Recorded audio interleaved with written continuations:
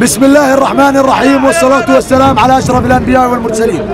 نحن طلاب الثانوية من الساحات الخارجية من المدارس الليبية معتصمين الآن أمام مجلس الشعب، فهذا المجلس ملك لنا وليس لهم.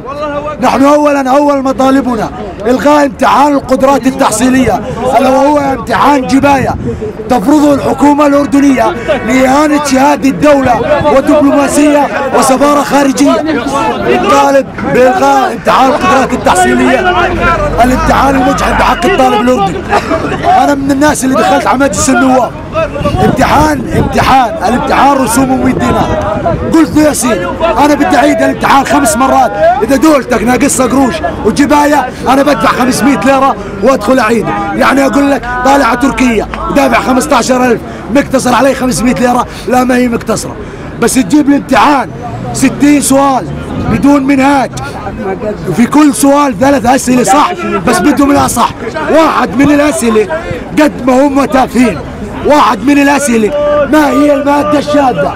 كاز، بنزين، سولر، غاز. طبعا جميع الأجوبة صحيحة بس الأصح اللي هي الغاز، وكل الأسئلة نفس النمط. بس أنا جبت لك على السؤال هذا مشان تفهم الفلكة اللي حاطوا فيها الطالب الأردني الآن، وشكرا. تهديد ولا وعيد، مش تهديد ولا وعيد، لا تهديد ولا وعيد.